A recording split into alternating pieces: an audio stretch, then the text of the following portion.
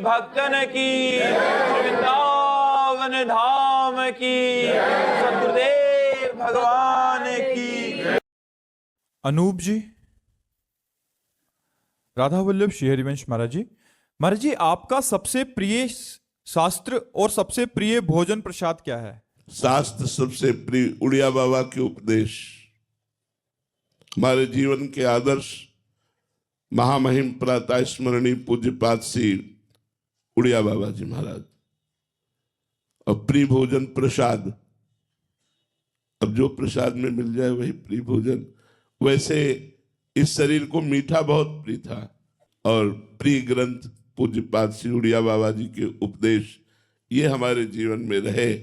अब हमारे जीवन में प्राण प्रिय वाणी जी श्री चतुराशी जी और प्रियाजू के उच्छिष्ट का ही जीवन से भरण पोषण होना, अब ये मार्ग चल रहा है। जीवन का प्रिय रहा पूज्यपाद उड़िया बाबा के उपदेश, और जो भिक्षा में मिल गया वैसे प्रिय मिठाई था। अब है श्रीमद चतुराशी जी और प्रियाजू का उच्छिष्ट जो मिल जाए, जो डॉक्टरों के अनुसार हमें बताया गया है, उसके अनुसार शरीर का पोषण करने की चेष्टा करते हैं जी। अमित जी, मध्य प्रदेश से। राधे राधे महाराज जी। राधे राधे महाराज जी।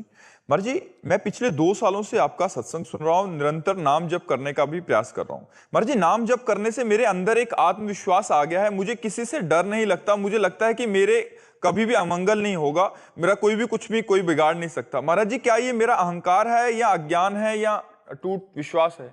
ठीक है, नाम जप से ऐसा ही भाव आता है, कोई हमारा बिगाड़ नहीं सकता, क्योंकि भगवान हमारे साथ हैं। पर हम किसी का बिगाड़ने की सोचे ना, हम कोई गलत कार्य न करें। अच्छा है, चुपचाप जपते रहो। और भी ये तो प्रारंभिक अनुभूतियां हैं, और भी दिव्य अनुभूतियां आती हैं, उनको छुपाते रहो, अपने भजन को छुपाते रहो तो बढ़ता रहेगा। बस पराई माता बहनों से संसर्ग न रखना, कोई नशा न करना, किसी का बुरा न चाहना, तो आप बढ़ते रहोगे, आगे बढ़ते जाओगे। परमार्थ का मार्ग अंदर से प्रकाशित होता है, वो कैसे चलना है वो अंदर ही पता चलने लगेगा आपको, अंदर ही अंदर चलना होगा। बहुत अच्छा है। दीपक जी, फतेहपुर से। श्री हरिवंश महाराज जी, आपका भी ऐसा ही था कि शरणागति होने के बाद धन और नौकरी की चाह या घमंड था महाराज जी, वो थोड़ा सा उसमें शिथिलता सी आने लगी है अभी। मतलब ऐसा लगता है कि सब श्री जी कर देंगी तो धन जरूरतमंदों को बांट दूं, या सब बाकी मेरा तो श्री जी देख लेंगे। विवेक से काम करो, परिवार थोड़ा सा विवेक से काम करो। जो धन तुम्हें मिला है, तुम्हारे पास उसके जो अधिकारी हैं, माता पिता भाई बहन पत्नी, जो भी वो उन सब के लिए है, बांटने के लिए नहीं है। हाँ, कभी कोई भूखा नजर आवे तो उसे भोजन पवा दीजिए, कभी कोई बीमार है पैसा नहीं है तो औषधि करा दीजिए। एक जो मनुष्यता है, एक जो हमारा कर्तव्य है, वो जब सामने आवे तो हमें फिर अपनी परवाह नहीं करनी चाहिए, उसकी सेवा करनी चाहिए। ऐसे बांट देना ठीक नहीं है। आप अपने परिवार का पोषण कीजिए, संपत्ति भगवान की है, उसे अपना मत मानिए और खूब नाम जप कीजिए। अगर नौकरी मिलती है तो नौकरी कीजिए, कुछ छोड़ने की जरूरत नहीं है। हाँ, मन का जो लगाव है वो सब जगह से हटती हुई धीरे धीरे भगवान की तरफ बढ़ने लगता है। ये जीव का परम सौभाग्य है। अनंत जन्मों से हम भगवान से बिछड़े हुए हैं, दुखमय संसार में सुख मानकर रमण करते हुए हमें बहुत कल्प व्यतीत हो गए। आज हमें अवसर मिला है, ऐसा समय मिला है, ऐसा बुद्धि योग मिला है, जिससे हम भगवान की ओर चल सकते हैं। चलो और जीवन को परम उन्नति के मार्ग में ले चलो, पतन के मार्ग से हटो। बहुत बड़ी कृपा हुई है, पर अपने कर्तव्य से मत भागो। कर्तव्य से भागना ठीक नहीं है, अपने कर्तव्य का पालन करना ही मनुष्य का परम धर्म है। वृंदा जी, हरियाणा से। राधा वल्लभ श्री हरिवंश। श्री हरिवंश महाराज जी, गुरुदेव भगवान, एक साधक का दूसरे साधक से कैसा व्यवहार होना चाहिए? सेवक वाणी में लिखा है कि जो हरिवंश को नाम सुनावे तन मन तासु पर बलिहारी। पर महाराज जी, मेरा तो दूसरे साधक से मतलब मन नहीं रहता बात करने का, तो अगर ज्यादा रुचि नहीं है तो ऐसे में कैसे व्यवहार करें? नहीं रुचि होनी चाहिए, बिल्कुल नहीं। भजन करने वाले को किसी से रुचि नहीं रह जाती। उचित बात करनी चाहिए, कम बोले, ठीक उत्तर दे, अच्छा व्यवहार करे, लगाव न रखे। लगाव नहीं रखना। हमसे कोई भी बात करे, अब जैसे हमसे कोई बात करने लगता है तो हमारे हाथ अपने आप जुड़ जाते हैं। वो चाहे बच्चा ही बात करे जी, क्योंकि अभ्यास बन गया है। मेरे भगवान सब में विराजमान है, हमसे कोई बात करने लगे तो जो ही बात करेगा उससे पहले हमारे हाथ जुड़ जाएंगे।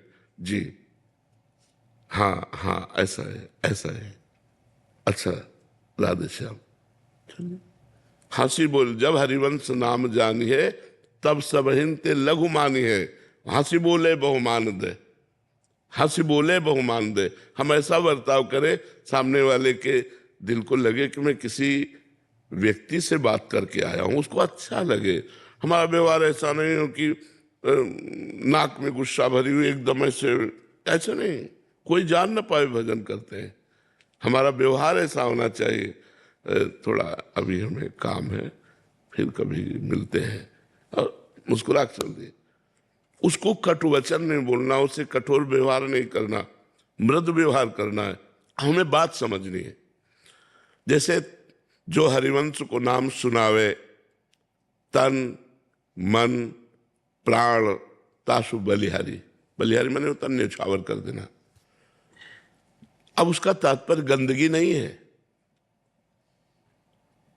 अगर उसे हम सही ढंग से नहीं समझेंगे तो हम गलत फंस जाएंगे। हमारा शरीर भोगों में फंस जाएगा, हमारा लगाव बन जाएगा। लगाव नहीं। हाँ, तुम्हारा शरीर शौच में पड़ा हुआ है, हमारा तन समर्पित कर समझो। बीमार हो, हम तुम्हारे कपड़े धो देंगे, तुम्हें शौचा देंगे, हम अपने तन को तुम्हारी सेवकाई में लगा देंगे, भोगों में नहीं। तन समर्पित का मतलब भोगों में नहीं। इसका कोई ये बात कह के और हमारे तन का दुरुपयोग करना चाहे, कदापि नहीं। तन केवल प्रियालाल के सेवा के लिए है। हम आपका प्रियालाल के भाव से सेवा कर सकते हैं तन से। मन केवल प्रियालाल के सुमिरन के लिए है। आपके प्रियालाल के स्वरूप मानकर हम आपकी सेवा सुमिरन कर सकते हैं। अब क्या करना चाहिए? तन मन प्राण समर्पित का मतलब ये नहीं कि हम भोगों में फंस जाए, गलत आचरणों में, फिर ये सिद्धांत नहीं चलेगा। सच्चे आचरण के लिए यहाँ समर्पण की बात कहनी चाहिए। हम लोगों को एक ट्रेनिंग दी जाती है भजन में कि अंदर हम बहुत प्यार करते हैं सबको, बाहर से इतने में तुम होश में बात करोगे, हमारी भाव चढ़ी होगी, हमारी दृष्टि में रुद्र दृष्टि होगी। हाँ बोलिए। जहां देखा गया कि ज्यादा लिप्सा, ज्यादा लगाव, तो तुरंत भाव चढ़ा ली गई। हाँ बोलिए। नहीं जी ठीक है, हाँ तो जाइए। ऊपर से दोनों बातें कही। सज्जन पुरुष है, संत है, मृदु भाषा। असज्जन पुरुष है, रुद्र दृष्टि, अपनी दृष्टि में निकल गए। उसे आप भक्ति संबंधी व्यवहार कर रहे हैं, लेकिन वो गलत समझेगा। वो गलत ना समझे, इसलिए हमको थोड़ा रूखा व्यवहार रखना है। राधे श्याम, राधे श्याम। अरे बोलने से भी दोबारा नहीं बोलते, वो गाली दे भी नहीं बोलते, कुछ मतलब नहीं। साधु को एक अपनी रहनी बनानी चाहिए। हम हजारों को देखते हैं, किसी को नहीं देखते अपने। हम जैसे अब आप जैसे इस समय दृष्टि किए, हमारी दृष्टि में हमारे प्रभु हैं बस, और उसी दृष्टि से ऐसे देखते हैं बस। परमार्थ मार्ग में चलने के लिए सबसे प्यार है, सबसे दोस्ती, और किसी से दोस्ती नहीं। कबीरा खड़ा बाजार में, सबसे पूछे खैर, ना काहू से दोस्ती ना काहू से बैर, बिल्कुल निरपेक्ष रहना। तो ये बात ध्यान रखना, तन मन प्राण समर्पण में कहीं फंस न जाना। महाराज जी, बहुत आप जो कह रहे हैं महाराज जी, क्या व्यवहार बनने लग जाता है? क्योंकि संसार से आए होते हैं, उनको लगता है कि चलो राधा नाम गाएंगे, कीर्तन करेंगे। संयम के द्वारा हम अपनी इंद्रियों को, अपने मन को अपने शरीर से हटाकर, अन्य शरीरों की तो बात जाने दो, अपने शरीर से हटाकर भगवान के चरणों में लगाएं। हमारी इंद्रियां, हमारा मन भगवान से पुकारे, कभी मिलो। भगवान के दर्शन की लालसा, ये इंद्रियों के भोगों की लालसा। इसीलिए हम इशारे से बताया कि तन समर्पण का मतलब कहीं भोग न समझ लिया जाए, ये ऐसा नहीं है।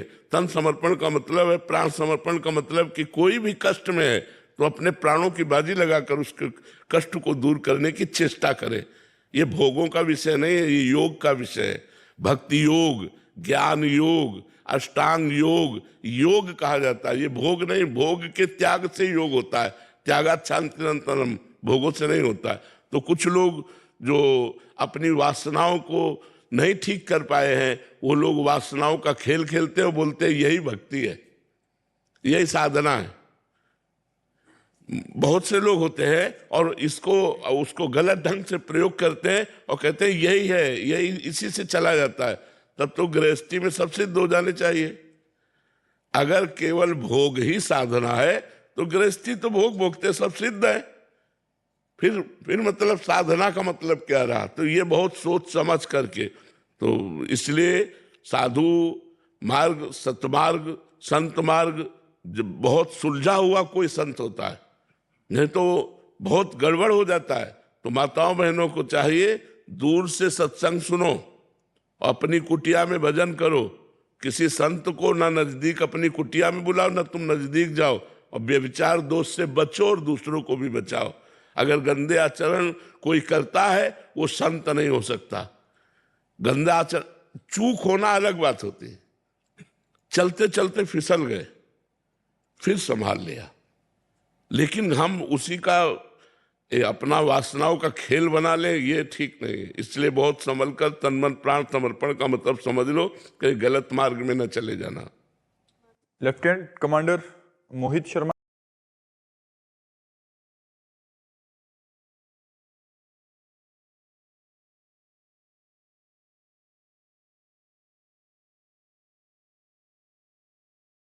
ब्लड टेस्ट करवाते हैं तो ये वो इसलिए कराते हैं कि हम पहले से सचेत हो जाएं कि, तो महाराज जी कहीं ये प्रभु की शरणागति में कहीं हम अपने प्रारब्ध को रोक रहे हों, ये ऐसा करना ठीक है? हाँ बिल्कुल ठीक है।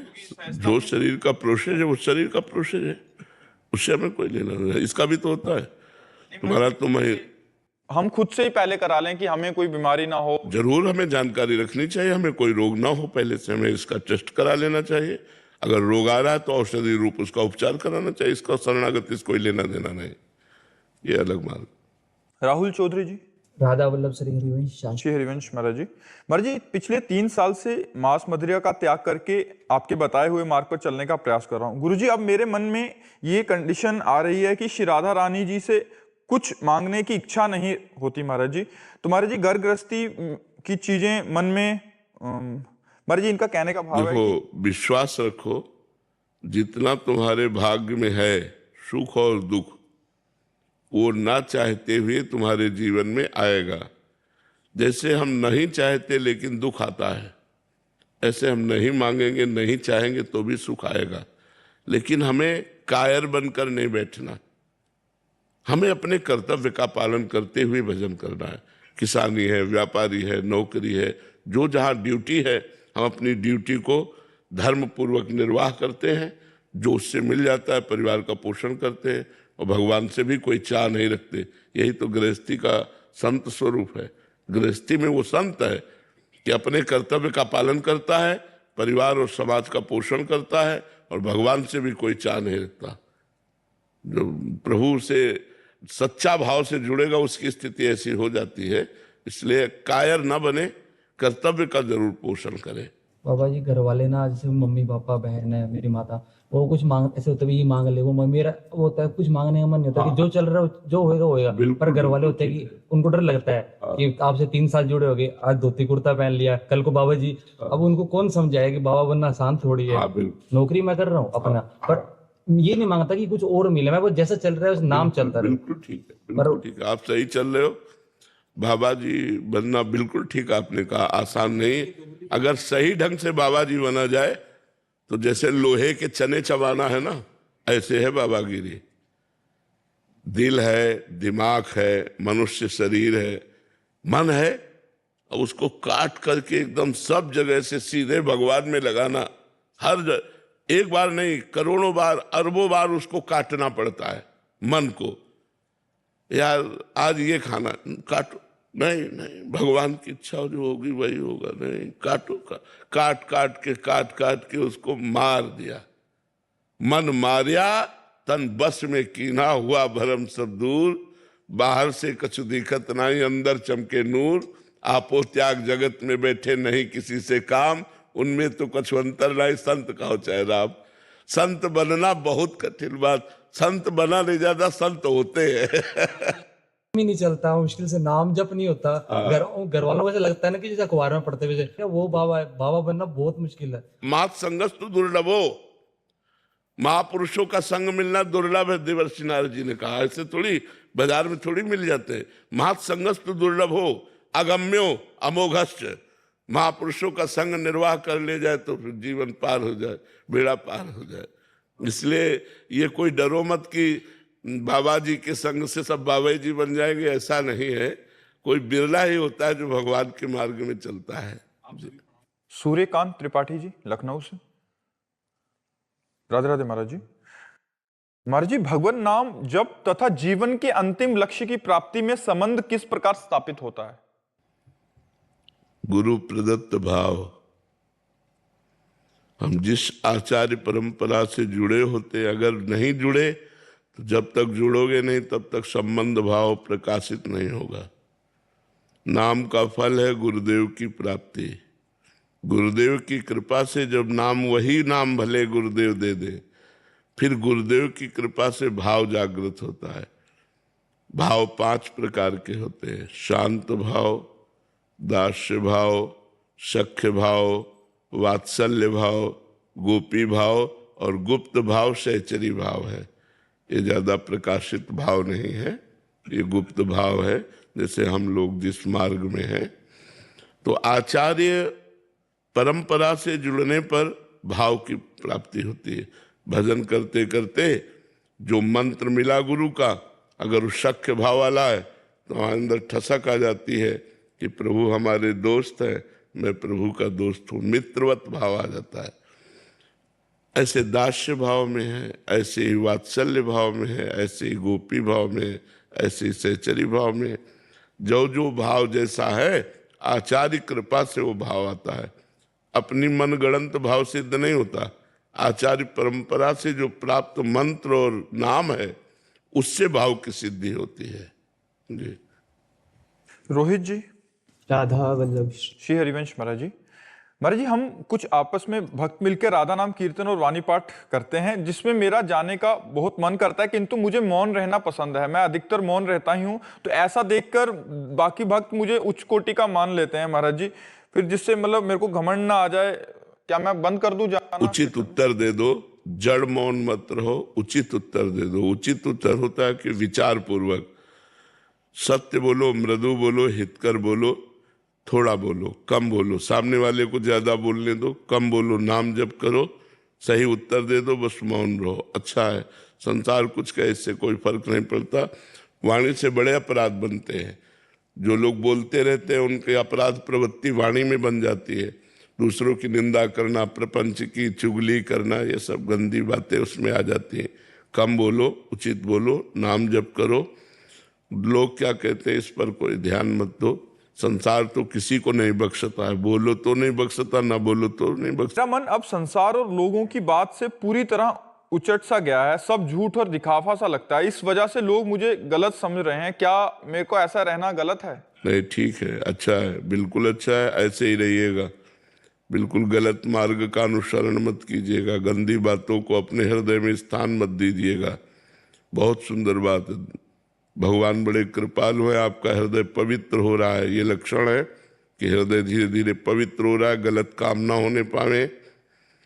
निरंतर नाम जप का अभ्यास करो, शास्त्र श्रवण करो, संतों की वाणी श्रवण करो और एकांत सेवन करो।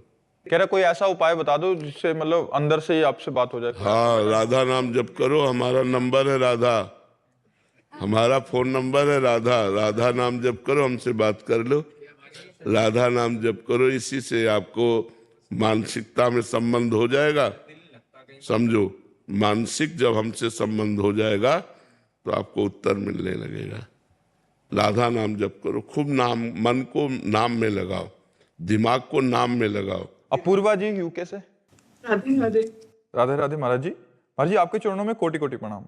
गुरुदेव भगवान, हम स्वयं में तो नाम जप से सुधार कर सकते हैं, किंतु किसी कारणवश हमने दूसरे किसी के प्रति अपने कर्तव्य पालन में भूल की हो, जिस कारण उसके भविष्य पे भी असर पड़ रहा हो, ऐसी स्थिति में क्या करें? अब मन में हमेशा गलानी सी रहती है, जिस कारण चित्त अशांत सा रहता है। भगवान से प्रार्थना करो आगे से गलती न हो, और हो सके तो उससे क्षमा मांगो।